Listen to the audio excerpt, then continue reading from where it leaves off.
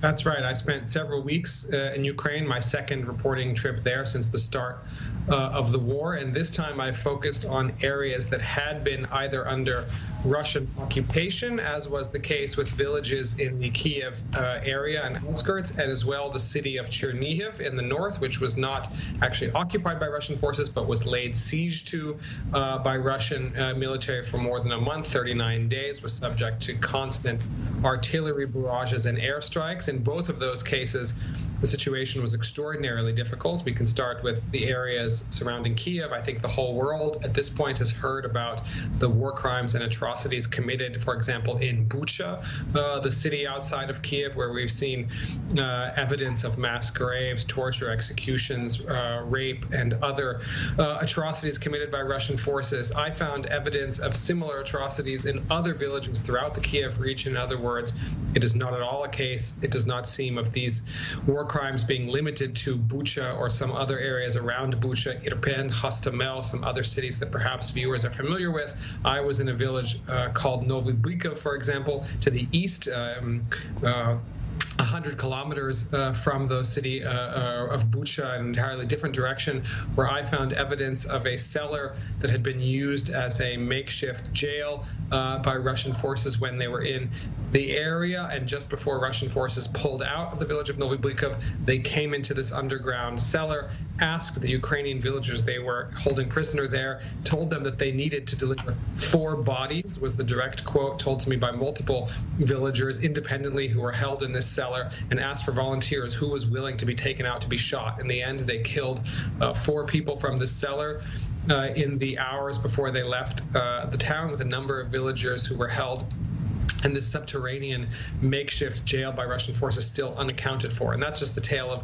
one village. There were other villages I went to in the same area where people told me of Russian forces firing indiscriminately, whether from armored personnel carriers as they drove down the streets, killing people who simply were doing nothing but walking down the street in their own village, or in some cases, seemingly singling out men in the village for what can be, by all accounts, considered murder, effectively approaching these men without explanation or voicing any demands and shooting them dead, in some cases in front of their families. So I think the situation, to put it mildly, was extraordinarily difficult under this month-plus long occupation by Russian forces, and was by no means limited to the towns that we perhaps have heard the most from, for example, Bucha. And that's not even to speak of places like Chernihiv, which, although Russian forces did not actually enter, they were held outside the city by Ukrainian military. They laid siege to Chernihiv for more than a month, as I said, lobbed artillery and bombs into the city, killing as many as 700 civilians over the course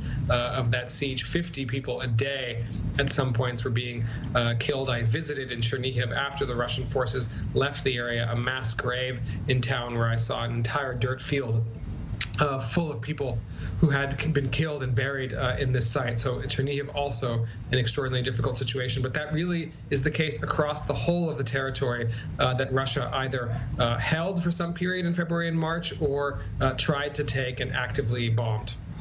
So from what you're describing, it sounds like the level of the atrocities and war crimes that were committed is maybe greater than what was at first apparent, or even at first estimated, even after those images that we saw from Bucha and from other places.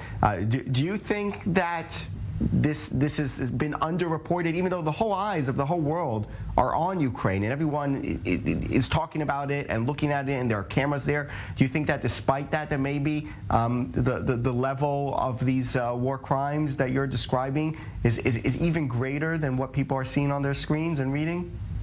Well, I'm not sure the issue is exactly an over or under-reporting. I think it's the job of journalists who are on the ground in Ukraine to try and document these atrocities and document these war crimes, take down the stories of villagers and other people who lived under Russian occupation or lived under Russian bombardment, as this was the case in Chernihiv. There indeed is a lot of worldwide media attention on the war in Ukraine. I think that's correct. It clearly is the global crisis that occupies, the number one slot in terms of importance and attention. I think that's all correct. I think the issue for viewers to understand, and I think we're only gaining a sense of this now as journalists and other investigators have had access to all of the cities, towns, and villages that were under Russian occupation, is how widespread the story of these atrocities were. In other words, it almost seems to be the norm rather than the exception to the rule. Wherever Russian forces were in February and March, wherever they were either directly holding territory or trying to seize it, it looks like the indiscriminate use of violence, including against civilians in some case, torture, extrajudiciary executions, and other war crimes was in fact the norm of behavior for Russian forces rather than an exception, and therefore that the scale of these atrocities indeed may be quite wide.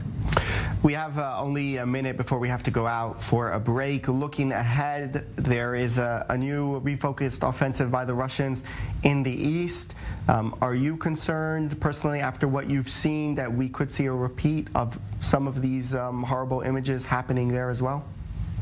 Well, we are seeing it. For example, you led with images coming out of Mariupol, which despite Defense Minister Shoigu telling Putin this morning that the city had been captured, of course, that's not entirely true. There are several thousand, both military personnel and civilians, still holed up at the Azovstal steel plant in Mariupol. In other words, the siege of that city continues, the cruel, horrific, and I think fair to say criminal siege of this city in which thousands of people, if not tens of thousands of people, have died as a result. So these are images we are continuing to see. None of this has stopped. None of this has ceased.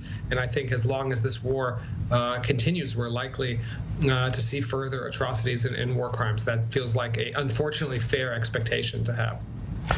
Joshua Yaffa, correspondent for The New Yorker, joining us from Armenia, telling about those experiences in Ukraine, difficult experiences, but important ones to relay to our viewers. Thank you very much for coming on.